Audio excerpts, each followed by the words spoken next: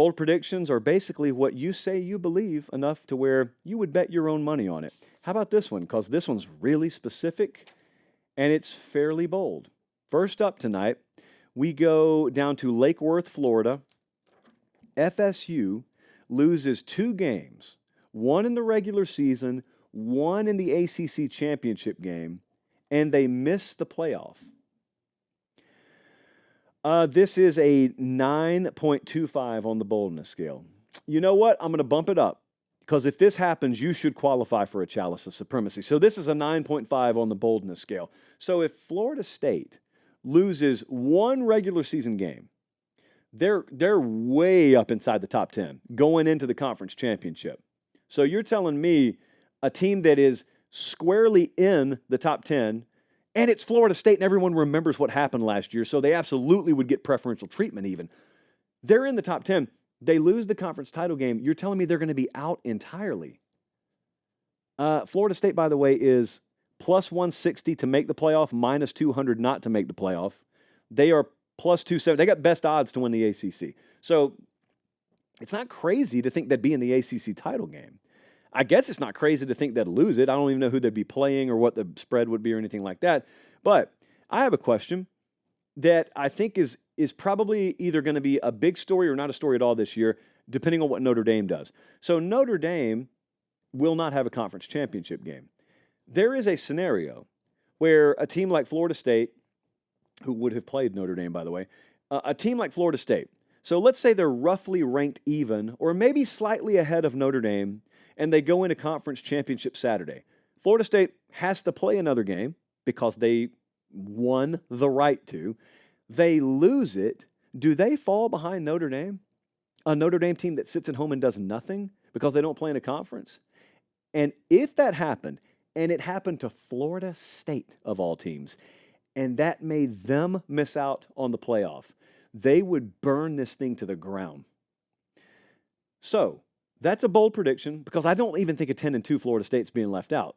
I know that language is still a little bit raw based on what happened last year, but I don't think they'd be left out. Now, if you're talking about they're 10-2 and they go play for the conference title and then they lose it and they go 10-3, maybe then. But no, like a 10-2, I don't know, man. I don't think they'd be left out. 11-2, I guess, would be the record. I don't think they're being left out. So that's a 9.5 on the boldness scale for those reasons. Next up, yeah, this is another 9.5. We're 2 for 2 here. Aaron from Dayton, Ohio. Drew Allar, Heisman finalist this season.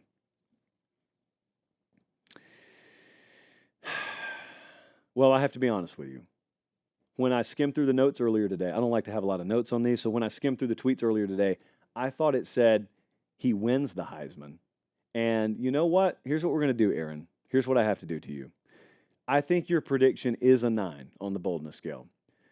But because I already had the staff prepare the elements accordingly, we're just going to call an audible here. I already gave you your rating. We're going to call an audible here. And we're going to just pretend like you predicted Drew Allar to win the Heisman. And I'm going to rank that a 9.5 on the boldness scale. Now, the benefit to you here is, well, we put words in your mouth. So that's a detriment. But the benefit is, if this hits, you win a chalice of supremacy. So Allar is tied for having the 18th best Heisman odds right now. He has the same odds as Shedeur Sanders, as Cade Klubnik, as Miller Moss. That's about the area that he's in right now. I think it's just flat out too big a jump. Last year, he had a little over 2,600 passing yards, 25 touchdowns, 2 picks. So Bryce Young 2 years ago won the Heisman, and he threw for 3,300, 32 touchdowns, 5 picks. Jaden Daniels last year, 3,800 passing yards, 40 touchdowns, 4 picks. So I know you got the new offensive coordinator up there. Do you really make that big a jump? I haven't sold my Drew Allar stock or anything like that. And I'm not saying he couldn't have a good year. I'm not saying Penn State couldn't win the Big Ten for all I know. But winning the Heisman, now that is a level of individual statistical achievement that I'm not quite sure they're capable of hitting this year. If I'm wrong, I'm wrong. Next up, let's go to the Show Me State. Did some storm chasing there last week. I was in Van Buren, Missouri, about 6 hours before a tornado hit. I exit town, and the tornado enters. How does it happen? Whomst amongst us knows. The prediction, though, from Laramie, Wyoming, is that Missouri will make and win a playoff game. This is an 8.75 on the boldness scale. You know it's not that bold. Missouri is plus 184 to make the playoff, minus 230 not to make the playoff. Their over-under win total is 9.5. That's the same as Alabama. That's the same as LSU. That's the same as Ole Miss. A lot is expected of Missouri. Now, it's heavily juiced to the under. I'll grant you that. But their over-win total is 9.5. It's just not as wild as it seems. Their quarterback's got 27 starts. Brady Cook, he's coming back this year. If they get their secondary figured out, and they've got some runway to do it, they start with Murray State and then Buffalo, BC, Vanderbilt. You want another fun little stat to track? Check out how many first-year coaches they faced this year. I think it's like 6 or 7 or something like that. Like half their schedule or more is first-year head coaches, first-year staffs. Just something to keep an eye on. Missouri, I don't think it was a one-hit wonder last year.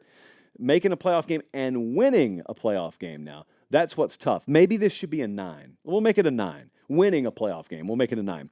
And lastly, this is the most creative prediction we had tonight. John from Texarkana, Texas.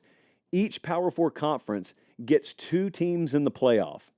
The SEC will get 2 teams. The Big Ten, I think, will get 2 teams. The ACC, I'm fairly confident will get 2 teams. Don't ask me which ones, but I think they will. It's less likely, but I think they will. Now, the Big 12, we got some work to do. Iowa State and who? Okay, Iowa State's in. We all know that. Who's the other Big 12 team that makes the playoff? Don't laugh. It really makes me angry when I do this show in this isolation chamber, but I say something, and I know people are listening to it, and they're laughing. It's disrespectful, and frankly, you're above that. So calm it, clear the air. Here we go. Iowa State and who in the Big 12? Kansas State, maybe? Yeah. I have a scenario that I want to throw out there. Here's how this could happen. So let's say there's an 11-1 team versus a 9-3 team in the Big 12 championship game. The 9-3 team wins, they're automatically in. And I think the 11-2 team's probably going to go as well. That's the way that could happen. It could just be that you have 2 really, really, really good teams in the Big 12 this year. That could happen as well. Statistically speaking, it's less likely. And I'm not sure how much respect people are going to look at the Big 12 with. Not me. I love the Big 12. It's America's college football conference. But, you know, the old committee there, how much respect do they have for the Big 12? Having said that, I'm going to give that prediction an 8.7. I'm going to give it an 8.5. 8.5. I'm calling it in the ring. I'm going to give an 8.5 on the boldness scale. Each Power 4 conference, at least 2 teams in the playoff. That still leaves 4 spots. The G5 takes one of them. Still leaves 3 spots. I think it could happen. Yeah, so 8.5.